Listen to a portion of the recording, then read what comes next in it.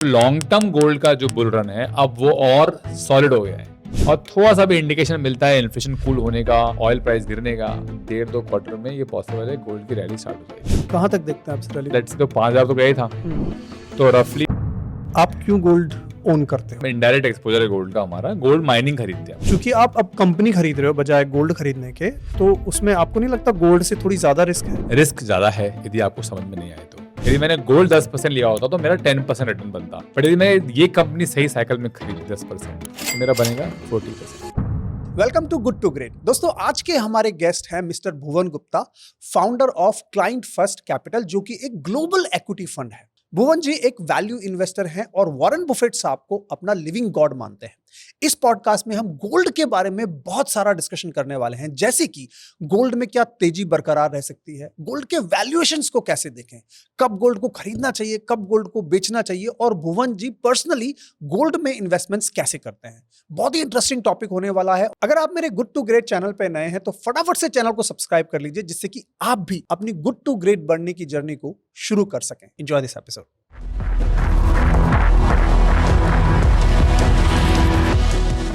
भुवन जी, आज आपसे ना गोल्ड के बारे में मुझे सीखना है, ठीक है?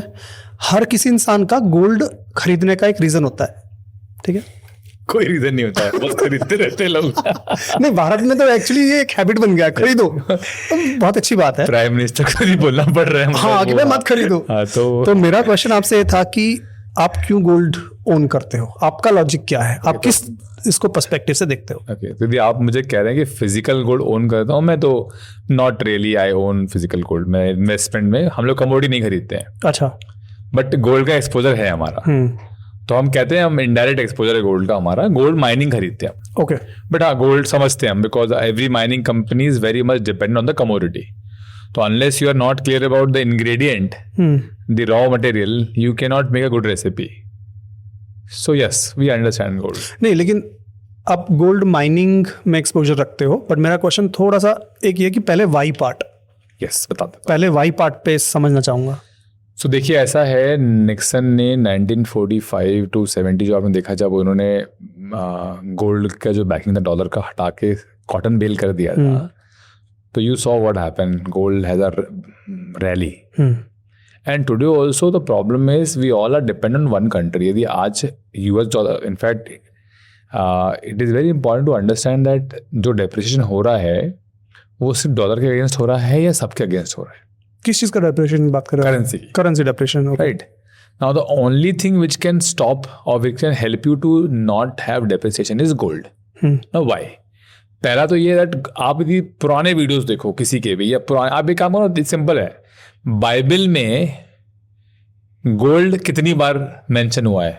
बाइबल में मेंशन्ड है गोल्ड? जी, 100 टाइम्स। 100 टाइम्स?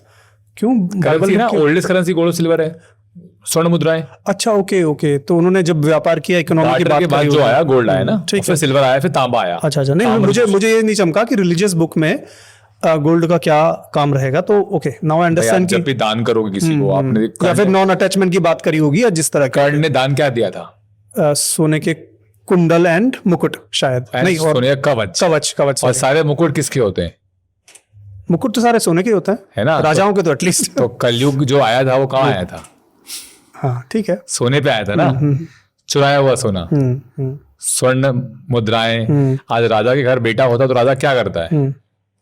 ले लो, मोतियों के हार, सोने के हार वगैरह। तो माणिक, मोती, gold. Now gold is portable, gold is malleable, gold does not get rusted, and gold उतनी स्पीड से प्रिंट नहीं कर सकते आप। सो अभाव है गोल्ड का, लिमिटेड सप्लाई, लिमिटेड है। और ऑर्नामेंट का एक विमेन से अटैचमेंट सा है, दे लुक वेरी ब्यूटीफुल। आप देखो, और बाय द वे एक अच्छा सेक्टर है, आपने पूछा था ना, तो जो इंडिया में जो सेक्टर है ज्वेलरी का, वो बहुत तेजी से पब्लिक कंपनी आ रही हैं, जहाँ टाइटन की स्टोरी हमको सबको पता है, बट बहुत सारी कंपनी आ रही हैं और it's a good segment. But coming back to why we old gold mining, because US dollar जो डेट का आपने प्रॉब्लम बताया था, तो वही बड़ा इशू है। तो हाँ, कल दिन यदि डॉलर प्रिंट होगा, और प्रिंट करना ही पड़ेगा, बिकॉज एक विशियस साइकिल में फंस गए हैं। प्रिंट नहीं करेंगे तो इंटरेस्ट रेट बढ़ जाएगा, तो इंटरेस्ट यदि बढ़ जाएगा, 36 ट्रिलियन का डेट है, और उसको डेट को पे जो करना है इंटरेस्ट, उसके लिए उनको और प्रिंट करना पड़ेगा, तो वो वहां फंसे हुए हैं। So gold is a natural hedge. So that is why we own gold. Okay. Own gold means the gold mining company. अच्छा, वाई नॉट फिजिकल गोल्ड, या फिर गोल्ड में एज एन इन्वेस्टमेंट, चाहे ETF से वगैरह? Okay. तो हम gold ETF भी ओन कर सकते हैं, कोई इशू नहीं है. बट आप यदि कोरिलेशन देखें गोल्ड माइनिंग और गोल्ड का या कमोडिटी माइनिंग का, तो आप हमेशा ये पाएंगे कि आप साइकिल समझते हैं तो mining company is better than the commodity. Simple सी अंडरस्टैंडिंग. पैसा किसने बनाया है? आपके पास बहुत सारा अनाज पड़ा है, लेट से आपके पास करोड़ रुपए का अनाज पड़ा है, आदमी नहीं है आपके पास, आप मोबिलाइज नहीं कर सकते, क्या होगा? अनाज सड़ जाएगा. आपके पास शुगर मिल है पर चलाने वाले लोग नहीं है. आपके पास विजन नहीं है कि मैं शुगर से एथेनॉल भी निकाल सकता हूँ और दोनों बेच सकता हूँ. इनफैक्ट इन जितनी भी माइनिंग कंपनीज होती हैं उनमें सब कुछ यूज कर लिया जाता है. तो आप पैसा लगाते किस में? एक विजनरी पे जिसके पास इतनी बड़ी टीम है जो उस कमोडिटी को मोबिलाइज करती है. सिंपल सी बात है. मैंने ये समझ लीजिए गोल्ड है, इसको मैंने रख दिया एक लॉकर में और 10 साल बाद आया तो क्या होगा? ये अंडे देगा?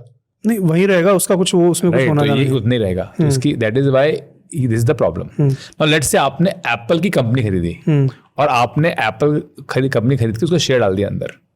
ना उस वक्त आपने लिखा कि एप्पल बेचता है क्या? सबसे पहला प्रोडक्ट क्या था एप्पल का? कंप्यूटर था. और उसके बाद एप्पल लेके आया था वो जो आईपॉड बोलते हैं जिसको. और आज यदि आप वही एप्पल की कंपनी आप जाके देखेंगे तो वो सारे प्रोडक्ट बंद हो चुके हैं, नए प्रोडक्ट्स आ गए. करेक्ट. तो मूव हो गई कंपनी. तो चेंज इज ओनली कांस्टेंट. तो गोल्ड माइनिंग में जो नीचे का गोल्ड है वो भी आप ओन कर रहे हो और एफिशिएंसी जो एग्जीक्यूशन है वो हो रहा है. सीईओ मर गया, नया सीईओ आ गया, नया टेक्नोलॉजी आ गया, कॉस्टिंग कम हो रही है गोल्ड की, है ना, और वो नया नया गोल्ड ढूंढ रहे हैं. तो ultimately people make things far better than the commodity alone. So cash flow आता है माइनिंग कंपनी में एंड इसीलिए क्या होता है आप उस पैसे से वापस गोल्ड लेते हो या गोल्ड माइनिंग कंपनी खरीदते हो. जैसे गोल्ड लोन कंपनीज हैं तो गोल्ड लोन दिया आपने, पैसा आया मेरे पास, मैंने उस पैसे से और इन्वेस्ट कर दिया, तो री इन्वेस्टमेंट ऑफ मनी होता है. जो मेन रीजन जो हमने आरओई की बात की थी, री investment of the capital, incremental ROE जिसको बोलते हैं, वो यहाँ पे कैसे होगा? इसलिए हम लोग माइनिंग खरीदते हैं. हाँ. तो फिर आपको नहीं लगता माइनिंग, अगर आप माइनिंग कंपनीज में एक्सपोजर लेते हैं तो उसकी वैसी अलग रिस्क्स होंगी जो नॉर्मल गोल्ड में नहीं है? फॉर एग्जांपल कंपनी में कोई स्कैम हो गया, फ्रॉड हो गया, या फिर उसका मैनेजमेंट चेंज हो गया, या फिर कैश फ्लो में इशू हो गया, या कुछ बड़ी प्रॉब्लम्स हो गई कंपनी में, यूनियन का कोई इसमें फंस गए. तो चूंकि आप अब कंपनी खरीद रहे हो बजाय गोल्ड खरीदने के, तो उसमें आपको नहीं लगता गोल्ड से थोड़ी ज़्यादा रिस्क है? रिस्क ज़्यादा है यदि आपको समझ में नहीं आए तो. Right. Risk comes from not knowing what you are doing. मैं जिन कंपनियों को खरीदा हूँ उन कंपनियों में सब कुछ हो चुका है और ऐसी कोई कंपनी नहीं है, भले आप उसको ब्रांडेड में लीजिए, मारुति में क्या स्ट्राइक नहीं हुआ लीवर का? तो ये बहुत कॉमन है. आपको समझना ये है कि इज इट टेम्परेरी और इज इट परमानेंट. तो कल्चरल इशू नहीं होना चाहिए कंपनी के अंदर. तो उसके लिए आपको देखना पड़ता है who is the helm of the company. जिस कंपनी की मैं बात कर रहा हूँ वहां पर डिसेंट्रलाइज अप्रोच है, because ultimately all the mining company they need to manage. So let's see ये 3 चीजें आपने रखी यहाँ पे. ये क्या है? ये गोल्ड के प्रोजेक्ट्स हैं, गोल्ड माइनिंग के प्रोजेक्ट्स हैं.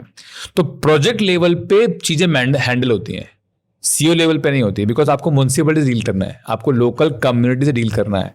तो ऐसी कंपनियां हैं जो सारा आपको बताती हैं कि हम कैसे डील कर रहे हैं. उनके ऊपर प्रेशर है ना स्टॉक मार्केट का.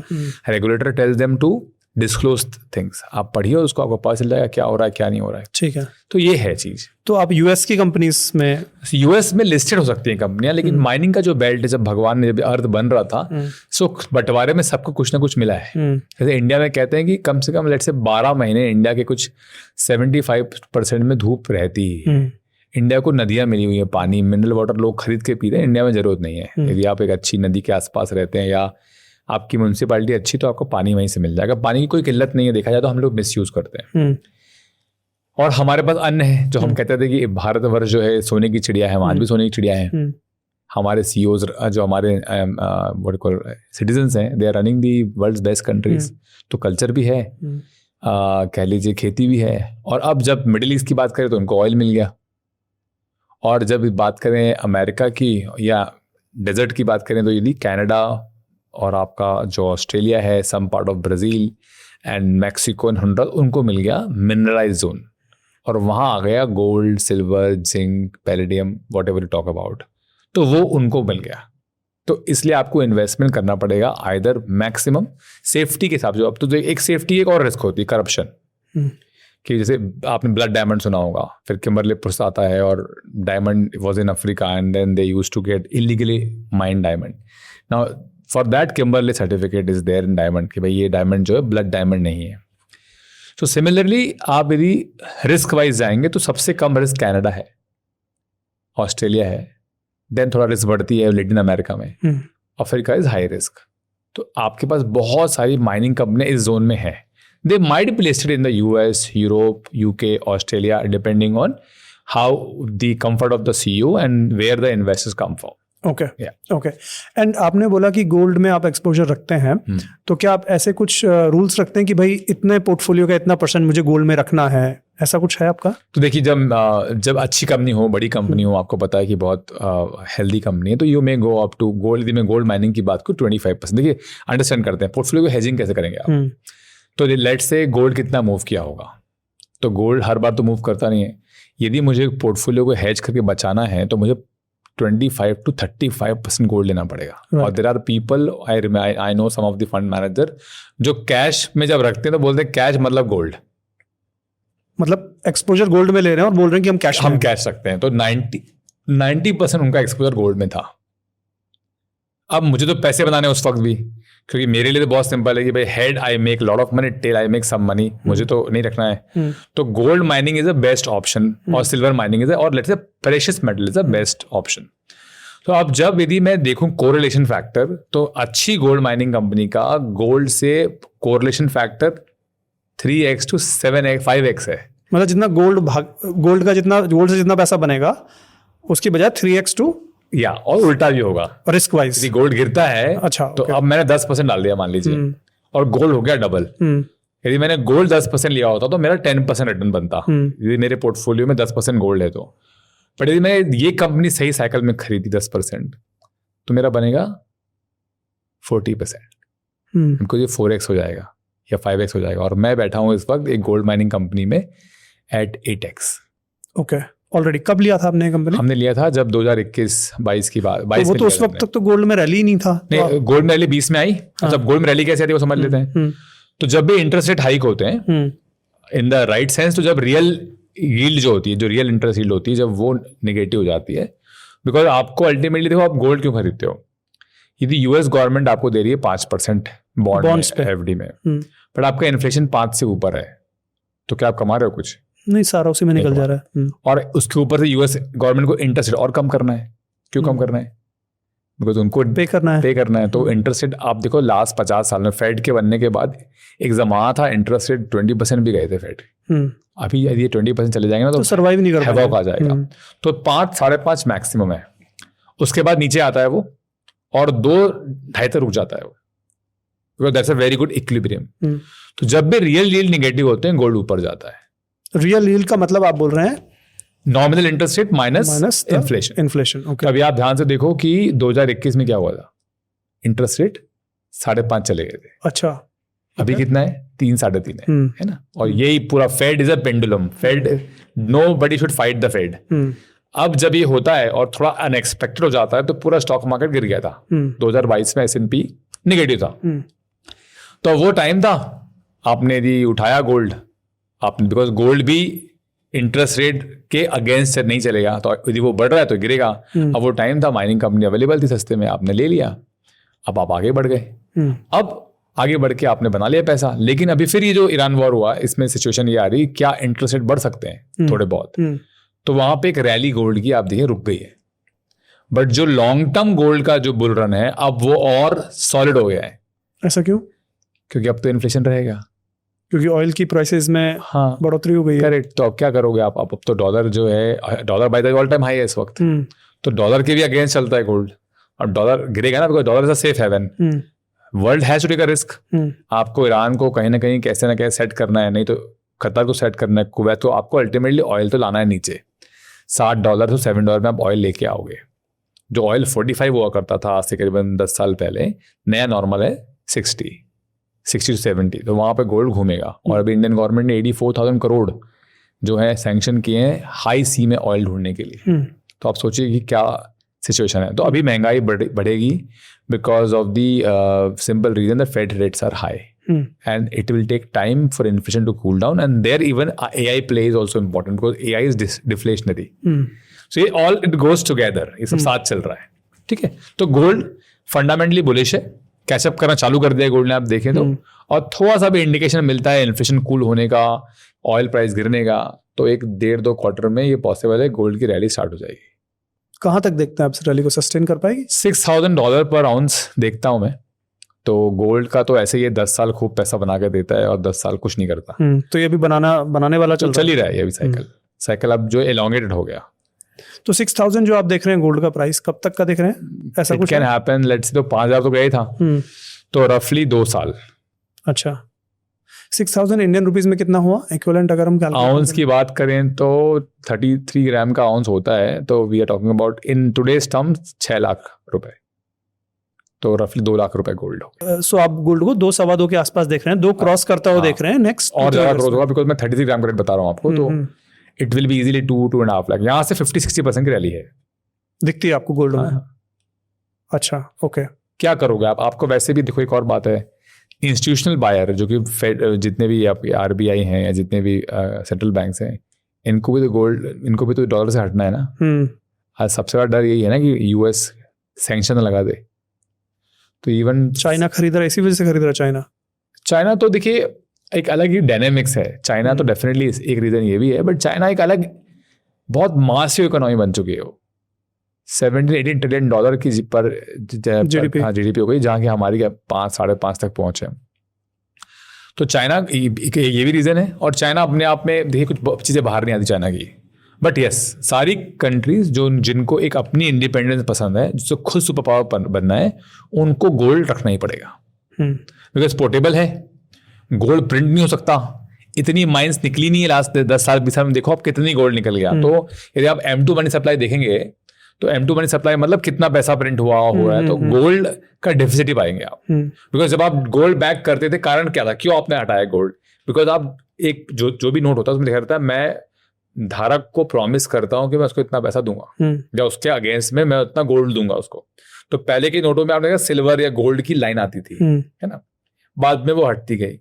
जब इनको समझ में आया कि भाई हम ये लिख देंगे तो कोई भी आके हमसे गोल्ड मांग लेगा, that is why they removed this thing and said cotton bale देंगे और जब मर जाएगी तब देंगे। तो ऐसा कुछ और हो सकता है दोबारा, बड़ी बात नहीं है। So in my opinion that gold is the safest hedge. ये है। ये जिस हिसाब से आप अभी डिस्क्राइब कर रहे हो, तो आपके हिसाब से तो अभी हेज तो छोड़ो, ये तो बहुत अच्छी अपॉर्चुनिटी दिख रही है। हाँ, वो तो है ही, बट अभी देखो मैं गोल्ड को हमेशा नहीं रखने वाला हूँ। एक टाइम के बाद मेरे को गोल्ड बेचना होगा, बिकॉज कमोडिटी में you have to always buy and sell to make money. Cyclic है, या चाहे वो माइनिंग क्यों ना हो। शुगर में एक उतार चढ़ाव, सप्लाई डिमांड आता ही है, बिकॉज लोग पागल हो जाएंगे। देखिए मार्केट में 2 साइकिल है, ग्रीड ऑफ फियर। तो अभी क्या है, लोग डर गए बिकॉज लोगों ने 5,000 में लिया, 5,500 में लिया, और गिर गया वो 4,000, तो 20% लॉस में चले गए। नहीं, वो नहीं है 20% का लॉस, उनको लॉस इसलिए कोई लेवरेज किया था। अच्छा, ओके। लेवरेज के बिना कहाँ लोगों को समझ में आता है कुछ, बिकॉज स्टॉक मार्केट तो सट्टा है ना, गेम खेलते हैं। मैं भी आप किसी कलीग से बात कर रहा था, तो वो F&O करता है। अच्छा, तो आपके ऑफिस में कोई ऐसा है जो F&O करता है? तो कहने का मतलब नहीं, वो करता था, अब नहीं करता है, वो अभी कैमरे के पीछे है। अभी जब से मेरे को ज्वाइन किया तब से मुझे इसने बोला है कि मैं सर F&O नहीं करता हूँ। आपके जानने के बाद मुझसे एडवाइस मांग रहा था। मतलब बैड हैबिट्स डाई हार्ड। तो वो है ना कि हमारे जितने भी हम लोग, मतलब बनिया फैमिली से आता हूँ, सब के सब तम्बाकू से ही मरते हैं। तो bad habit die hard, and that is why वो होता है ना कि मतलब बहुत मुश्किल है, once a thief always a thief. ठीक है, तो गोल्ड में आपका नजरिया बड़ा अच्छा है, पॉजिटिव आप बात कर रहे हैं, तो बहुत अच्छा लग रहा है मेरे को सुन के, क्योंकि मैं उसी कैंप में हूँ। मैं गोल्ड माइनिंग की बात करूंगा, आपको जो बना था 10x, तो उसको भी समझिए आप। देखिए गोल्ड माइनिंग कैसे निकाले हम, कि हम गोल्ड माइनिंग खरीदें कि नहीं खरीदें। तो गोल्ड का आपको पता है कॉस्ट कितना है? जैसे आप कोई बिटकॉइन की बात करें, तो how do you take the intrinsic value? हाँ, मेरे को एक क्वेश्चन था, गोल्ड का फेयर वैल्यू क्या है, कैसे निकाला जाए? देखिए बफेट कहते हैं कि भाई जब आप किसी का इंट्रिंसिक वैल्यू तभी निकाल सकते हो जब आपको कुछ उससे मिले, और आपके घर से रेंटल आता है, ऑफिस से रेंटल आता है, कुछ कैश फ्लो हो। करेक्ट। अब मैं आपको एक और तरीका बताता हूँ बढ़िया वाला। तो बिटकॉइन का फेयर वैल्यू क्या है? तो बिटकॉइन की एक माइनिंग कॉस्ट है, करेक्ट है है ना। आप चाहे तो चीपेस्ट इलेक्ट्रिसिटी ले लें आप, और देख लें आप किसी पर्टिकुलर कंट्री में जहाँ पर ये है और वहाँ पे माइनिंग करने में कितना कंप्यूटिंग पावर चाहिए और क्या कहता है, कुछ 48,000 के आसपास कॉस्ट आती है, तो उससे नीचे करना मुश्किल है। तो वैसे यदि आप देखें तो जो गोल्ड की जो मेजरमेंट हम करते हैं माइनिंग का, वो करते हैं ऑल इन सस्टेनेंस कॉस्ट, इसको बोलते हैं AISC कॉस्ट। ऐसे हर माइनिंग में आपको मिल जाएगा और वो गवर्नमेंट का प्रिस्क्राइब होता है, वो आपको डिस्क्लोज करनी होती है। तो इस कॉस्ट को यदि आप देखें तो वो आ रही है इस वक्त $1,500 to $1,600 पर आउंस। क्या होती है बट ये कॉस्ट? तो उसमें सारा मेंशन है, आपने माइन बनाई, उसमें एक्सप्लोरेशन किया, फिर लोग लगाए और सब कुछ जो आपने उसके लिए खर्चा मतलब पूरा एक्सट्रैक्शन ओर से लेके एक्सट्रैक्ट करके गोल्ड बनाने तक का जो मैन्युफैक्चरिंग कॉस्ट है उसका। बस उस पे ग्रोथ कैपेक्स नहीं आएगा। ठीक है, सस्टेनेंस कैपेक्स आ गया। अब आपने 1500 में गोल्ड बनाया, क्या रेट चल रहा है आज? अभी 5,000 के आसपास, 4,200। क्या मार्जिन है? बहुत जबरदस्त हो गया। तो करेक्ट। तो अभी यदि मान लो गोल्ड ऊपर नहीं जाएगा तो भी गोल्ड माइनिंग पैसा बना के देगा, है ना। फिर तो गोल्ड ऊपर जा रहा है। अच्छा, गोल्ड माइनिंग क्यों लिया हमने? गोल्ड तो हम आज कमा रहे हैं पैसा, मार्जिन तो है। गोल्ड ऊपर जाएगा तो और कमाएंगे, वो भी है। और आज हमारे पास लेट से 4 माइन एक्टिव है, 2 माइन हमारी और आ रही है। ये तो बिजनेस में हो सकता है ना, जो मैंने आपको एग्जांपल दिया था कि एप्पल का iPhone 17 Pro तो आपने खरीद लिया है, बट एप्पल का फ्लिप फोन भी आ रहा है। करेक्ट है। तो एप्पल में जब आप इन्वेस्ट करो तो फ्यूचर कैश फ्लो आ रहा है, फ्यूचर प्रोडक्ट्स आ रहे हैं। Gold jewellery company better than gold, मत खरीदो एप्पल, गोल्ड ज्वेलरी कंपनी खरीद लो। मेरा ये नेक्स्ट क्वेश्चन था कि फिर जो कंपनीज गोल्ड बना के बेच रही हैं वो भी एक बेटर ऑप्शन है? ऑलवेज बेटर है। एक company gold lamp diamond jewellery में है। अब लैब ग्रो भारत की कंपनी है, भारत की कंपनी है, लिस्टेड है, पैसा बना के दिया, मेरे खुद पोर्टफोलियो में है, मैंने पैसा बनाया। बहुत सिंपल फंडामेंटल। आप यदि कंपनी का एनुअल रिपोर्ट निकालेंगे तो पहले उन लोग रफ डायमंड पॉलिश करते थे दूसरों के लिए। फिर उन्होंने कहा हमें काम करते हैं, डायमंड रफ लेके उसको पॉलिश करके खुद ही बेचते हैं। ओके, ठीक है। अब इसमें क्या हो रहा है, आप कमोडिटी बेच रहे हो, कमोडिटी पॉलिश कर रहे हो तो आपको पैसा लेट मिलता है। They have shown that all in the graph. फिर आगे बढ़ते हैं, मतलब एक काम करते हैं, हम ही डायमंड लेकर के ज्वेलरी बना करके इसको बेचते हैं। करेक्ट। तो उनका बेटा यूएस से पढ़ के आया, यूएस में उन्होंने खोल लिया ऑफिस, ऑनलाइन डायमंड ज्वेलरी बेचते हैं, लैब ग्रोन हो नहीं हो, अब कैश आता है, आरओई बढ़ गया, पूरा उन्होंने दिखाया हुआ है, 20% प्लस उनका आरओई है। Stock is rallied, has made good money for people. Romesh Damani के भी पोर्टफोलियो में है। ओके जी। तो ऐसे लोगों, तो ऐसे आप देखा जाए तो ये वैल्यू एड आप कर सकते हो। आप अभी कैरेट लेन आया, आपने देखा होगा 4,000 करोड़ में टाइटन ने खरीद लिया उसको। Carat lane is a very let's say 11 carat silver jewelleries, but आप डिजाइन देखो वहां जाके, बिकॉज जो पहले हैवी सोना पहनते थे अब लीन फिगर आने लग गए। आपको हमको बोला था वो पहनो, फिटबिट पहनो, क्यों? लीन है, उसमें स्क्रीन भी नहीं है। तो वैसी जो ज्वेलरी आप लोग पहनना चाहते हैं, डिजाइन ज्वेलरी पहनना चाहते हैं, तो कैरेट थोड़ा बहुत कम चलेगा, because at the end of the value रहेगी, बट डिजाइन चाहिए लोगों को। तो ये इनोवेशन हो गया। ये गोल्ड में अकेले आप गोल्ड लेके बैठे हो तो नहीं होने वाला। तो ये एक कहानी। अब आते हैं फेयर वैल्यू पे। तो गोल्ड का फेयर वैल्यू 1500 ये हो गया, थोड़ा और आप जोड़ लो $2,000, और ये था 950 बाय द वे 2016 में। तो इन्फ्लेशन पकड़ लो आप, अब वो 2000 हो गया, अगले 5 साल में कम से कम ये होगा, सॉरी 1500 हो गया, अगले 5 साल में 2000। तो सिर्फ ऑल इन सस्टेन कॉस्ट हो जाएगी। आप कितना भी कॉस्ट एडिशन कर लो, सैलरी तो कम नहीं होने वाली। करेक्ट है ना। और जितने भी रेगुलेटरी नॉर्म्स हैं, सेफ्टी है, वो बढ़ जाएंगे। तो कॉस्ट तो एक बेसिक मिनिमम, चाय पीना है यदि तो कितना मिनिमम चाहिए आज अच्छी चाय पीना है? तो बाहर पर चाय पीना है या घर बनाना है? बाहर ना, घर में तो ठीक है, बाहर का चाय कितना है? घर में तो फ्री पिलाओ। मतलब 50 रुपए 100 रुपए की चाय मिल जाती है। 50 बेसिक हो गया ना। पहले क्या था? 2 रुपए 5 रुपए। घी था 2 रुपए का, अभी घी कितना है? बेसिक घी 500 रुपए है, उसको भी घी नहीं बोलते हैं। तो 50 तो बेसिक हो गया ना। तो वैसे ही आज all in sustainable cost of gold जो 1500 है, वो 2000 आज से 5-7 साल बाद बेसिक होगी। तो यदि गोल्ड आपको मिल रहा है 2500, 3000, 3500, इट्स अ डील। जो आपने पूछा ना कि कैसे फेयरवेल में निकाले, आएगा नहीं वहां तक, बिकॉज लोग बैठे हुए हैं कि हम खरीद लेंगे। तो इसलिए 25-30% का फॉल आता है, खरीदिए। 25-30% का डिप कहाँ अभी आया ना, 5000 था, अभी आ गया ना। हाँ ठीक है, 4000 पे। करेक्ट, ठीक है ना। ऑल टाइम हाई से आप कह रहे हैं, है ना, आप उसी से कह रहे हैं ना। हाँ, जिम रोजर साहब हैं, has a very simple strategy, and even I think इनकी भी स्ट्रेटेजी यही है, एरिक स्प्रॉट की, एंड्रिक रूल की। I buy the hate, I sell the love. I buy the hate and I sell the love. That's it. Ouch. Dubai property is hated by, I don't know which property is very, so let's say AI trade, sell. But AI is a stock, not a commodity. तो आपकी commodity बताइए मुझे कोई बहुत, I think इस वक्त तो commodity बस चलना चालू हुई हैं. तो buy the hate and sell the love is the simple strategy. ठीक है. मैं ना इसका गोल्ड का वैल्यूएशन मॉडल DSP AMC जो है उनका मैं वैल्यूएशन देख रहा था. उन्होंने वो मनी सप्लाई वाला लॉजिक लिया है. हाँ, ओके. कि इतना टन ऑफ गोल्ड माइन हुआ है और इतनी मनी सप्लाई है, तो अगर हम पूरी मनी सप्लाई को पूरा गोल्ड जो माइन हुआ है उसको खरीदने में लगाएंगे तो कितना निकल के आता है. तो कुछ वो 5300 के आसपास का उसमें फेयर प्राइस निकल के आता है. तो उस हिसाब से वो भी कर सकते हैं आप, सप्लाई डिमांड, वो भी एक तरीका है. तरीका है वो, ये भी तरीका है. तो ठीक है. तो अभी आपने मुझे वैल्यूएशन बता दिया. अच्छा, इसमें आपने बोला कि ये ऐसी चीज है कि मैं खरीद के नहीं बैठूंगा इसको, मैं इसको टाइम करने की कोशिश करूंगा, खरीदा फिर बेचा वगैरह. एग्जिट प्राइस क्या होगी फिर? सो एग्जिट प्राइस वो होगी जब इंटरेस्ट रेट जो आपने कहा ना वो M2 सप्लाई, तो M2 सप्लाई कब तक बढ़ती है? अच्छा, M2 सप्लाई क्या होता है, लोगों को एक बार बता दें प्लीज. M2 सप्लाई ये होता है कि यूएस गवर्नमेंट कितना पैसा प्रिंट कर रही है, सर्कुलेशन में क्या है, मोटा मोटा बता रहा हूँ, टेक्निकल उसका. और M2 कहाँ से आया है ये भी बता दीजिए. हाँ, वो मुझे भी नहीं पता है. अच्छा. दिस इज, मैं I am not a economist, but M2 supply मतलब जो मनी, तो there M1 M2 M3 basic norms बने हुए हैं, तो उसके हिसाब से एक वैसा वाला पैसा जो सर्कुलेशन में है, because that is itself, that is the supply demand ना. करेक्ट. लिक्विडिटी कितना है, पूरा कितना. ओके. तो अब जो है M2 सप्लाई के हिसाब से यदि गोल्ड आप देखें कि जो पैसा है, यदि पैसा बढ़ जाता है और गोल्ड उतना ही है तो भी गोल्ड की वैल्यू बढ़ेगी. तो ये भी आप लगा लीजिए. अब सिंपल सी बात है कि जब यूएस गवर्नमेंट फेड रेट कम कर रही है तो सप्लाई को कर्टेल कर रही है ना, मनी सप्लाई को कर रहा है. Let's say very simple.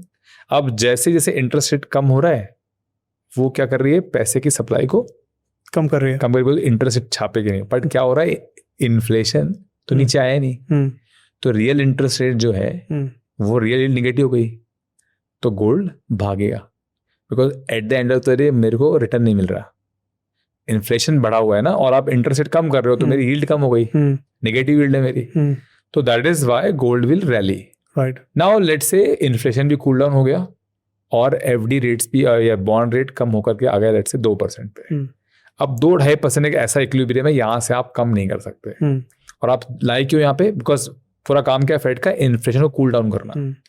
तो अब यहाँ इन्फ्लेशन भी नॉर्मल हो गया है, इंटरेस्ट रेट भी नॉर्मल हो गया. अब चांसेस ये हैं कि कोई भी झटका आएगा ना तो इंटरेस्ट रेट बढ़ेगा. अब इंटरेस्ट रेट बढ़ा तो क्या हो गया, इन्फ्लेशन कम है, इंटरेस्ट रेट आगे हो गया. अब माइनस कीजिए, रियल यील्ड बढ़ गई. जैसे रियल यील्ड 0 से ऊपर जाएगी, गोल्ड गिरना चालू कर देगा, पैसा गोल्ड से निकल के बॉन्ड्स में जाएगा. करेक्ट, बिकॉज मुझे इंटरेस्ट मिलेगा ना. मतलब आपका ये कहना का आपका जो कहने का एक मतलब है कि पैसा जो है मूव हो रहा है बॉन्ड से गोल्ड में, गोल्ड से बॉन्ड में. Institutional money is very opportunistic. उनको वहां पर हर क्वार्टर में, हर ईयर में रिटर्न देना है. वो हमारे जैसे नहीं है कि एक साल पैसा नहीं बना चलेगा. बड़ा इसलिए आपको मैंने कहा था एक साल का स्टॉक क्यों दिखाते हैं ब्रोकर्स. मेनली जो क्लाइंट्स हैं ब्रोकर्स के, वो इंस्टीट्यूशन, और उनको कहीं ना कहीं वहां बैठे हुए हैं एम्प्लॉय क्लास. उनको हर क्वार्टरली यदि ईयरली रिटर्न नहीं देंगे, तो एक बात किसी ने कही थी कि 18 महीने के रोलिंग रिटर्न को इंडेक्स से बीट होगा तो ही इंस्टीट्यूशन पैसा देगा. एक फंड मैनेजर ने बात कही थी. अब उसके लिए तो आपको बाय सेल करना ही पड़ेगा. तो अब यदि बाय सेल करना पड़ेगा मुझे यदि ऐसा सोचना है कि एक साल में, तो जैसे ही ये इंटरेस्ट रेट आपके जो यील्ड जो है वो पॉजिटिव होगी, तो मैं जो पता है आप गोल्ड पैसा बनाएगा नहीं, तो मैं वहाँ चला जाऊँगा, वहाँ मुझे इंटरेस्ट मिलेगा FD में या गवर्नमेंट बॉन्ड्स में, या है ना. फिर जब उल्टा होगा वापस आ जाऊँगा. तो 10 साल देख लीजिए आप, इंटरेस्ट रेट बढ़ते रहते हैं, 10 साल कम होते रहते हैं. तो एक रिटेल इन्वेस्टर के लिए भी बड़ी अच्छी लर्निंग मुझे इसमें से समझ में आ रही है कि पैसा अपना FD में रखो, गोल्ड गिरा 20%, 25%, 30%, FD से कराओ गोल्ड में मूव. गोल्ड रैली करा, प्रॉफिट्स बुक करो, वापस FD में.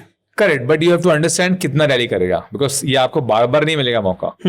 तो बहुत कॉन्फिडेंस से अंदर एंटर करना है और बहुत कॉन्फिडेंस से बाहर निकलना है, एग्जिट करना है जी. तो सिर्फ इससे नहीं होगा काम. तो आपको ये समझना है इन्फ्लेशन और इंटरेस्ट रेट का क्या रिलेशनशिप है. तो अभी तो यहाँ से इंटरेस्ट रेट धीरे धीरे धीरे धीरे ये भी सब सॉल्व हो जाता है. और देखिए यूएस वॉर चाहता नहीं है, वो तो दिख ही रहा है अभी. हाँ, और उसके अब तो वॉर हेड्स भी खत्म हो गए हैं. तो अभी ये समझना पड़ेगा कि ऑलरेडी ये टाइम आ गया है. So market moves on the expectation. आप सोचोगे कि यूएस जब इंटरेस्ट रेट कम करेगा तो डालूंगा गोल्ड में, आप लेट हो जाओगे. तो अभी ऑलरेडी ये दिख रहा है कि वॉर हेड्स कम हो गए. कैसे पता चलेगा, जब वो जाकर के वहाँ पे लिखते हैं कि हमको सैंक्शन कर दो सेनेट में इतना पैसा तो हम और वॉर हेड्स बनाएंगे। एक दूसरा ईरान ड्रोन छोड़ता है $20,000 के, ये मारते हैं $2 से $5 मिलियन की मिसाइल पे, और मिसाइल ऐसी है जो आप बना ही नहीं सकते एक साल में। 9 सॉफ्टवेयर, इवन इफ अगर कितना भी पैसा डालोगे तो बना ही नहीं पाओगे। 9 software engineers can not produce a baby in 1 month. तो missile is such a complex thing, 5 साल चाहिए। और इसीलिए उन्होंने यूक्रेन को अलाउ कर दिया कि आप बनाइए पैट्रियट मिसाइल, बिकॉज सस्ती बनेगी लेबर कॉस्ट के हिसाब से। तो बहुत मतलब पीपल आर लाइक ये कैसे हो गया, because they are able to understand कि हम तो फुलिशनेस कर रहे हैं कि हम 20,000 के ड्रोन के लिए 2 से 5 मिलियन खर्चा कर रहे हैं, कोई मैथमेटिक्स ही नहीं है।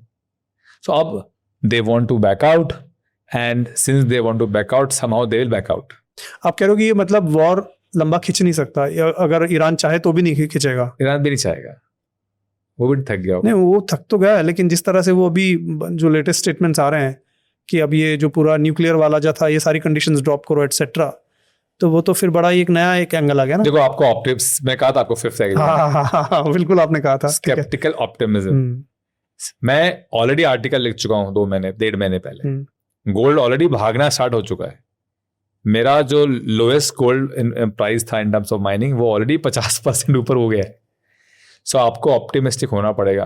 वो कहते हैं ना, फिर से वो वाली बात आती है कि ब्लड तो मेरा ही बहा था, बिकॉज जब वो गोल्ड माइनिंग स्टॉक गिरा आधा हुआ तो मैं 20% अप था इस साल, अब मैं 10% अप हूँ, which is also good return. तो मुझे लोगों ने बोला आपने बेचा क्यों नहीं टॉप पे, जबकि सबको समझा रखा है मैंने मेरे लिए पॉसिबल नहीं है ये, और मैं करूंगा भी नहीं शॉर्ट टर्म गिमिक्स। सो कहने का मतलब ये है कि जब मेरा खुद का ब्लड बह रहा था तब मैंने डिसीजन लिया था कि अब तो मैं और लूंगा और मैं लेता जाऊंगा। और मैंने अपनी कार भी नहीं ली चक्कर में, क्योंकि मुझे लगा ये तो पैसा यहाँ बनेगा, मैंने बना लिया पैसा वो वाला। तो देखिए बहुत सिंपल है, मार्केट को मत देखिए। और इसीलिए कहते हैं ना वॉल स्ट्रीट में नहीं बनता पैसा, कस्टमर का वहां बनता है, ब्रोकर का पैसा। इसलिए बफेट साहब वहां से काम करते हैं। तो बड़े बड़े फंड मैनेजर जो मैं जानता हूँ, एक मेरे बहुत जानने वाले हैं चक अकरे साहब, 13 बिलियन मैनेज करते थे, 13 लोगों की टीम है, वॉशिंगटन के पास एक विलेज से ऑपरेट करते हैं। वाह, क्योंकि आपका नॉइस से दूर है ना, आपको सिग्नल पे ध्यान देना है, नॉइस पे नहीं। सिग्नल क्या कह रहा है, हो गया ठीक है, 2-3 महीने और होगा, नहीं चलेगा गोल्ड, मत चलने दो। बट वो जो रैली यदि होगी एकदम से, और आप ट्रैवल कर रहे हो, पॉडकास्ट कर रहे हो, निकल जाएगा, निकल जाए। अच्छा एक बात बताएं, वॉरेन बफेट जो है वो गोल्ड में बिलीव नहीं करते शायद, जहां तक मेरी रिसर्च है, मैंने पढ़ा है उनके बारे में। वो कहते हैं कि इनमें कोई, जैसे आपने बोला, कैश फ्लो नहीं है, कुछ दे नहीं रहा। ऑयल में भी तो नहीं है। हाँ, ऑयल माइन तो खरीदते रहते हैं। फिर क्यों ऐसा करते हैं वो उनकी मर्जी। देखो मैं कोई नहीं होता कमेंट करने वाला, नहीं, फिर भी मुझे लगा कि आपने उनके बारे में आप काफी फॉलो करते हो। उन्होंने यही बोला कि भाई गोल्ड की स्टैच्यू यदि बनाऊं मैं सारा पैसा लेकर के, तो इतने बाई इतने की स्टैच्यू बनेगी, बट मैं उससे पानी मांगने बोलूंगा तो पानी नहीं देगा। करेक्ट है, ठीक है। तो उनका सोच हुआ है। मैं भी वही कह रहा हूँ, गोल्ड मत खरीदो, ठीक है। मैं तो कह रहा हूँ माइनिंग कंपनी खरीदो, संसार का भला तो हो रहा है, ठीक है। तो आप देखो ना, वो भी माइनिंग कंपनी खरीदते हैं, तो वो माइनिंग के अगेंस्ट नहीं है। इनफैक्ट उनको तो समझाया गया, भैया चार्ली मंगर ने कहा, और ये लेटर आप लास्ट वाला पढ़ेंगे, मैं आपको दूंगा, 2025 या 24 के लेटर में कहते हैं, बफेट साहब कहते हैं कि चार्ली मंगर सिर्फ मेरे भाई नहीं थे, वो मेरे फादर भी थे। उन्होंने मेरे को समझाया कि जो तुम बेन ग्राहम की स्ट्रेटजी से इन्वेस्ट करते हो ना, जो तुम खरीदते हो सगार बट इन्वेस्टिंग, ये बंद करो, टाइम खत्म हो गया इसका। Now buy wonderful company at fair price, and that is how Buffett change. And he said I am also not a wishy washy person, I am also very difficult to change. और आज भी देखो आप oil mining खरीदते हैं, इसीलिए उनको पता है ऑयल 10 गुना नहीं होने वाला, लेकिन उनको पता है कि मैं 100 रुपए की चीज 60 में खरीद रहा हूँ। तो जब ऑयल खरीदते हैं, ऑयल माइनिंग खरीदते हैं, तो we should learn from him and we buy gold mining. अब हो सकता है उनको कुछ अपना बायस होता है। ओके, इसमें एक और बात जोड़ देता हूं मैं, वो जिंदगी भर अगेंस्ट थे एविएशन के। रीजन, बिकॉज एरोप्लेन में आप देखो सिर्फ कॉस्ट, आप अभी थोड़ा सा चेंज हुआ है dynamics, but people generally book a flight ticket because it is cheaper, right. तो आप फ्यूल जो देखें बहुत फ्लक्चुएटिंग चीज है, तो इट्स अ कमोडिटी बिजनेस। आपकी यदि फ्लाइट इतनी नहीं भरी तो आपका लॉस में जाएगा वो फ्लाइट। सो कोविड में सारी फ्लाइट बंद हो गई, he loss $50 billion. But before that if you see in his letters he said this is a bad business to buy. But यदि आप देखें दुनिया में 2 एयरलाइंस ऐसी हैं जिन्होंने खूब पैसे बना के दिए हैं, एक इंडिगो है और एक रैन एयरलाइन है। तो कहने का मतलब ये है कि बफेट साहब ने भी अपनी बातों को बोल के उसमें उनसे गलतियां हुई हैं, और उन्होंने कहा है कि भाई, and in fact I remember one of the investor was saying that I deserve, Rakesh Jhunjhunwala कहते थे, I deserve the right to go wrong, because ultimately problem क्या है, लोग क्या कहेंगे, कहने दो उनको। जब आपने ये छोड़ दिया, मीरा बाई ने कहा ना भाई कि छोड़ दी कुल की कहानी, क्या करेगा कोई, मेरे तो Girdhar Gopal. The moment you are very clear that boss मैं 10% ले रहा हूँ, गलती होगी मेरे से, 90% तो इंटैक्ट है ना, तो ऐसे तो हर जगह रिस्क होगी। सबसे बड़ी रिस्क क्या है पता है आपको राहुल जी? रिस्क ना लेना। हाँ, कहते हैं ऐसा। डाल दीजिए पूरा पैसा गुल्लक में, सेफ में। आपने डाला लेट से $1 मिलियन गुल्लक में और निकाला 5 साल बाद, कितना मिलेगा? बोलिए, मान जाऊंगा मैं आपको। बोलिए। मैं आपके क्वेश्चंस का जवाब नहीं दे सकता। क्यों? आप ही दीजिए, आप ही दीजिए। क्योंकि $1 मिलियन यदि आप डाला और गुल्लक में रखा और 5 साल बाद निकाला तो उसकी वैल्यू आधी हो गई, because money is devalued in purchasing power. So उससे अब वो घर जो आने वाला था वो नहीं आने वाला, अब आधा घर लेना पड़ेगा आपको। तो इसीलिए cash has to be always moving. ठीक है। सिल्वर के बारे में कुछ व्यू है आपका? सिल्वर तो देखिए और उसमें आ गया इंडस्ट्रियल यूसेज। तो यदि आप चेक करें एआई, यदि आप एआई से पूछें कि भाई एआई कंप्यूट में सब चीजों में सबसे ज्यादा यूसेज किस मेटल का है, तो कॉपर के बाद आता है सिल्वर का नाम। अभी हम सोलर पैनल देखने गए थे एक कंपनी, तो वहां पे एक सिल्वर लाइनिंग होती है पूरी, because that silver converts the solar power into electric. तो सिल्वर का इंडस्ट्रियल यूसेज बहुत बढ़ गया। हम शायद 4 साल से सिल्वर डेफिसिट पे चल रहे हैं। करेक्ट है, बिल्कुल। तो सिल्वर भी इनफैक्ट लोग बोलते हैं गोल्ड और सिल्वर का एक रेशो होता है, और उस रेशो के हिसाब से सिल्वर हैज टू रैली। तो one can plot a chart and see where exactly we stand. So या तो गोल्ड गिर जाएगा या सिल्वर बढ़ जाएगा। नहीं, अगर गोल्ड सिल्वर का अभी जो रेशो चल रहा था, जहां तक मुझे लास्ट टाइम याद है, अराउंड 65 से 70 के बीच में ही था शायद, मतलब फेयर पे ही था। करेक्ट। तो गिर गया ना अब सिल्वर। तो अब सिल्वर आ गया 60-65 पे और गोल्ड आपका आ गया 4000 पे। तो आप देखो तो बढ़ गया होगा। तो silver is also one of the good company, good. And silver की माइनिंग बहुत कम होती है और कभी अकेले नहीं पाई जाती। सिल्वर हमेशा किसी और मेटल के साथ में होता है। तो silver is also a good thing. मैंने एक फंड में गोल्ड ले रखा है माइनिंग, एक पे सिल्वर माइनिंग ले रखा है। सिल्वर में भी माइनिंग? हाँ, अरे मतलब कॉन्सेप्ट सेम ही। आप पैसा मुझे नहीं 9% बनाना है साल का। यदि आप गोल्ड रख के बैठे थे तो आपने 9% बनाया है। आप सिल्वर रख के बैठे थे तो आप, यदि सॉरी गोल्ड रख के बैठे थे तो आपने INR में 11 बना लिया, 12 बना लिया। मुझे तो INR में 20 बनाना है, डॉलर में मुझे 15 बनाना है। तो मुझे नहीं माइनिंग से होने वाला मेरा। हाँ, कर सकता हूँ शॉर्ट टर्म बहुत, बट उससे बेटर यदि मैं, इतनी सारी माइनिंग कंपनीज है, मेरे को 2 कंपनी लगा डाल दूंगा। तो मेरे को लगता है कि भाई I want to be here, cash flow is the king. और माइनिंग कंपनी, फिर मैं कह रहा हूँ सिल्वर का माइनिंग कॉस्ट निकाल लीजिए और देखिए कितने में बेच रही है। तो 30-35 सिल्वर का माइनिंग कॉस्ट आता है, मतलब बहुत जोर से भी। तो आज कितना है? 62x मार्जिन है। AISC की जो हमने बात करी ना, तो दैट्स अ किंग। तो अभी तो अगर दोनों गोल्ड एंड सिल्वर अगर यहाँ से फर्दर रैली करते हैं, अगर करते हैं तो आप बोल रहे हो कि उनके मार्जिन्स बढ़ेंगे माइनिंग कंपनीज के, और भी मार्जिन्स माइनिंग बढ़ेंगे। जब मार्जिन बढ़ेंगे तो पी बढ़ेगा, बिकॉज फिर क्या होगा, रिटेल इन्वेस्टर आएगा। अरे वाह, ये तो ऊपर जा रहा है, ट्रेंड इन्वेस्टर डालो। तो price expansion, earning expansion and growth expansion, 3 engine है। और साहब 3 इंजन कहाँ है गोल्ड और सिल्वर में? उसमें एक ही इंजन है। 3 इंजन होने से आपको 10% भी यदि आप पोर्टफोलियो में डालते हो तो आप 10x इन 2 years कर सकते हो। मैंने एक कंपनी में 8x किया है, बट वो थोड़ा रिस्क, उसकी उनकी अर्निंग कम थी, तो मैंने अपनी वाइफ के लिए जस्ट एक एक्सपेरिमेंट के तौर पे खरीदा। डिस्कवरी सिल्वर एक कंपनी है, 8x किया मैंने 1 साल।